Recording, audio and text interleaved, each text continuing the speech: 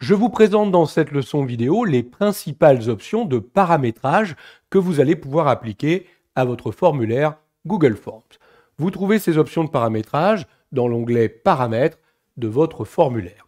Elles sont rangées dans différentes rubriques: Réponses, Présentation, Valeurs par défaut et même Convertir en questionnaire. Je laisse de côté cette option. Nous en reparlerons dans une prochaine leçon vidéo. Donc je vais m'occuper ici de la rubrique Réponses dans un premier temps. Il est possible, quand vous réalisez un formulaire Google Forms, de collecter des adresses email. Par défaut, vous ne collectez pas d'adresse email. Toute personne qui reçoit le lien de votre formulaire peut le remplir de façon tout à fait anonyme. Si vous n'avez pas prévu de questions dans lesquelles vous leur demandez leur nom, leur prénom, vous ne collectez aucune information sur les personnes. En cochant cette case, vous allez ajouter forcément la collecte d'une adresse email. Regardez, si je passe en mode aperçu, immédiatement, il y a une question ajoutée en début de formulaire, adresse email, qui est obligatoire. Il est donc impératif de donner une adresse email pour continuer le remplissage de ce formulaire. Très bien. À partir du moment où vous avez collecté des adresses email, il est envisageable d'utiliser la commande suivante: envoyer aux participants une copie de leur réponse. Par défaut, c'est désactivé. Vous pouvez le faire sur demande ou le faire toujours. Si vous dites sur demande, une fois que les gens auront envoyé le formulaire, on leur demandera s'ils veulent recevoir une copie de leur réponse. S'ils disent oui, à ce moment-là, ils recevront un email avec la copie des réponses. Vous pouvez également autoriser la modification des réponses après l'envoi du formulaire. Évidemment, on n'est pas obligé de le faire. Moi, je ne souhaite pas ici qu'on puisse modifier ces réponses une fois qu'on a envoyé le formulaire. Vous pouvez rendre obligatoire également la connexion, notamment obliger l'utilisation d'un compte Google. Par exemple, on pourrait limiter l'accès à ce formulaire uniquement aux personnes de notre organisation. C'est-à-dire que si on coche cette case, seules les personnes qui font partie de notre organisation ou d'organisations notées comme étant organisations de confiance au sein de notre organisation auront le droit de remplir le formulaire. Donc pour des formulaires internes ou pour des formulaires en lien avec des partenaires, ça peut être très intéressant.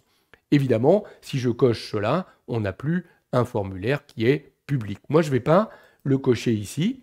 Je vais effectivement avoir un questionnaire qui va être beaucoup plus diffusé qu'une simple diffusion en interne. Je peux décider de limiter la réponse du questionnaire à une seule réponse. C'est-à-dire qu'une fois qu'on a répondu, on ne pourra plus répondre à ce questionnaire.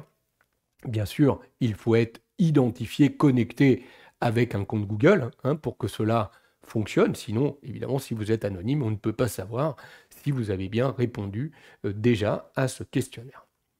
Bon, ensuite, vous avez l'import du fichier. On en a parlé lorsque l'on avait créé cette question, vous savez, où on pouvait transmettre des documents. Il y a une taille totale maximum pour les fichiers qu'on pourrait augmenter ici. C'est quand même moins important. 1 giga, c'est déjà énorme en termes de transmission de documents. Voilà pour les options de réponse. Quelques options de présentation qui peuvent être très intéressantes également. On pourrait faire apparaître une barre de progression. Ça va aider la personne qui remplit votre formulaire. Regardez, en bas de la page, il saura a priori qu'il est sur la page 1 sur un total de 2 pages. Donc il sait qu'il a fait moitié ici du remplissage du formulaire. C'est vous qui décidez si vous faites apparaître ou pas cette barre de progression. Vous pourriez trier les questions en mode aléatoire. C'est surtout intéressant avec un questionnaire. Ici, dans le cas de mon formulaire, ça manque totalement d'intérêt. Il est possible également de fournir un résumé des résultats aux personnes qui ont rempli votre formulaire. C'est-à-dire que si vous cochez cette case, une fois que la personne envoie le formulaire, on lui dit en gros, voilà, par rapport aux réponses qu'on a déjà sur ce formulaire, tant de personnes ont répondu ça sur cette question, tant ont répondu ça sur telle autre question. Donc ils ont un résumé de tous les résultats en fonction de toutes les personnes interrogées. Évidemment, si vous êtes la première à répondre, vous n'allez pas avoir d'informations intéressantes puisque vous êtes la première personne qui a répondu à ce questionnaire.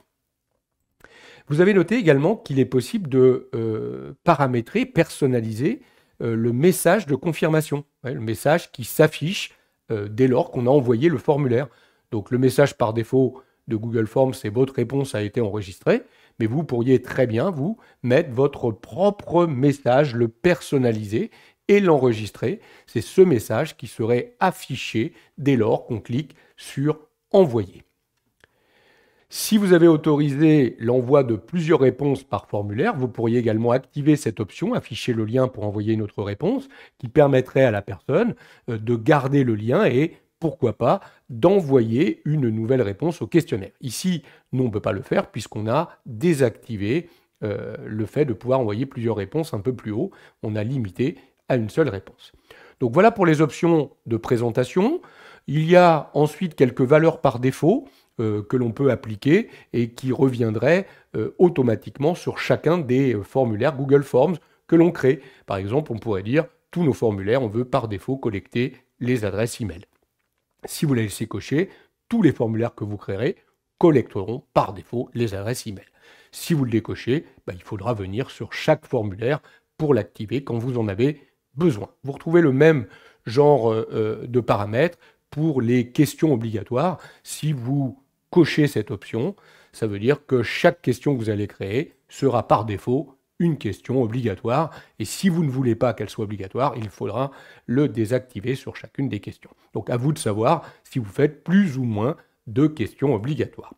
Voilà pour les principales options de paramétrage que vous pouvez appliquer à votre formulaire Google Forms.